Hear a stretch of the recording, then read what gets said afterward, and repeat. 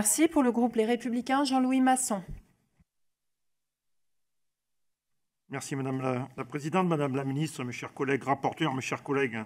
Madame la Ministre, vous nous avez annoncé il y a un an votre volonté de réformer et moderniser la justice de notre pays. Après la phase de concertation à travers les chantiers de la justice, la chancellerie a élaboré sous votre autorité les textes que vous nous présentez aujourd'hui. Ces derniers appellent de notre part quelques observations. Sur le budget pluriannuel, ce budget va progresser de 1,6 milliard d'euros d'ici 2022, passant de 6,7 à 8,3 milliards d'euros dans le cadre d'une loi de programmation des moyens de la justice. Ces moyens supplémentaires permettront notamment la création de 6 500 emplois, la construction de 7 000 nouvelles places de prison et de 20 centres éducatifs fermés. On en prend acte.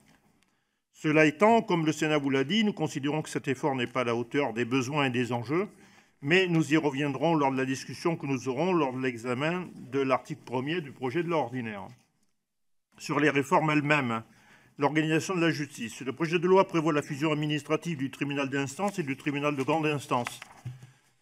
Certes, vous n'avez cessé de répéter que cette fusion n'entraînerait pas la fermeture de tribunaux, mais alors pourquoi cette réforme? Au-devant, nous avons deux craintes.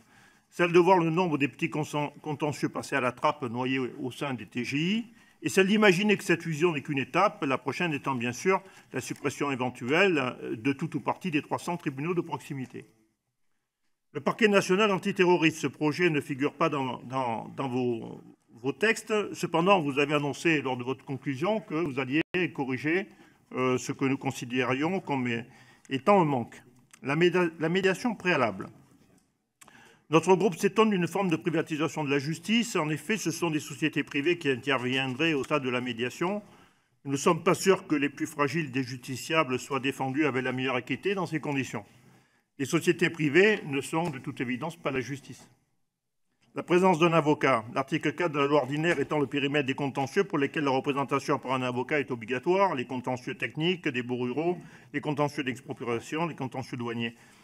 Cette obligation n'est-elle pas d'ores et déjà une mauvaise conséquence de la fusion des TI et des TGI?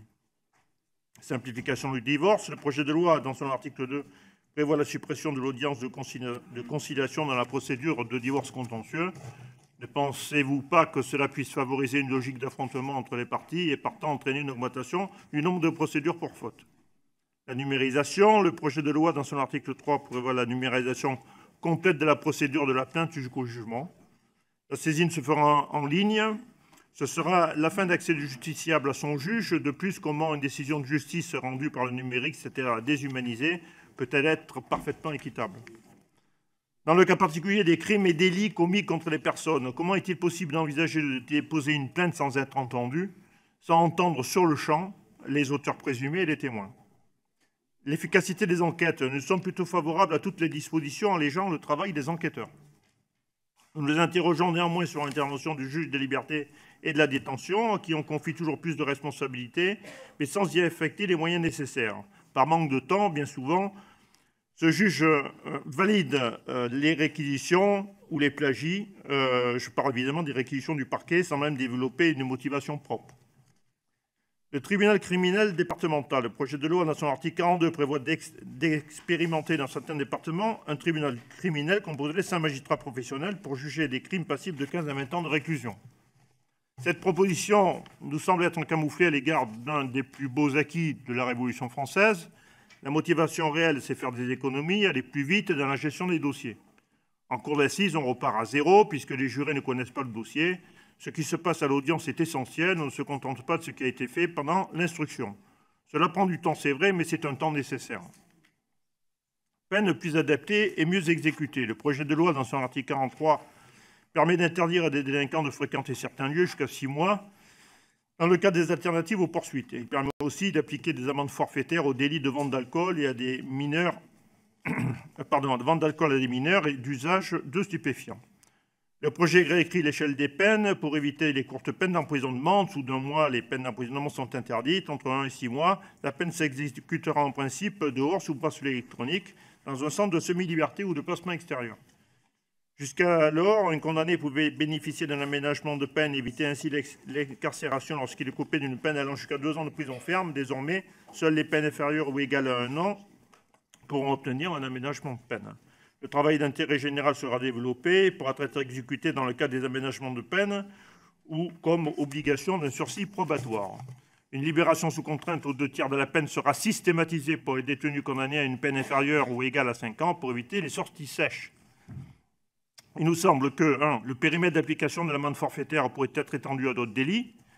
2, il appartient à la juridiction de jugement de décider s'il y aura ou non un aménagement de peine. 3, la juridiction de jugement doit avoir le libre choix entre une exécution immédiate de la peine prononcée, un aménagement ab initio par elle-même, un mandat d'arrêt différé ou un renvoi devant le juge d'application des peines afin de mieux préciser les modalités d'un éventuel aménagement. 4, la peine de détention à domicile, je conclus, j'ai 2 trucs encore. De la peine de détention à domicile de surveillance électronique doit être écartée en raison de la confusion qu'elle entraîne avec le placement sur surveillance électronique. 5, le caractère automatique de la libération sous contrainte aux 2/3 de la peine nous semble inopportune. Enfin, je termine. Sur le projet de loi organique, l'indépendance des juges. Le problème de l'indépendance des juges n'est pas abordé par le projet de loi organique et nous le regrettons. Je crois que c'est un tort. Il faut en effet rétablir le lien de confiance entre les Français et leur justice. Ce principe est souvent examiné sous le prisme de son éventuelle distance avec l'exécutif. Je crois que le risque d'influence doit être... Vraiment, mon cher collègue, il faudrait que je puisse passer la parole à un autre groupe. Il me reste une phrase, sinon vous ne comprendrez pas le sens de l'intervention. Donc ne croyez-vous pas qu'il faille, Madame la Ministre, et vraiment je termine, pour garantir en totale indépendance des magistrats, leur fixer des règles de non-éligibilité plus strictes, y compris après avoir quitté leur profession durant une durée de 5 ans par exemple, de non-appartenance à un parti politique, à une organisation syndicale, voire à des associations philosophiques ou religieuses. Merci de votre attention. Alors,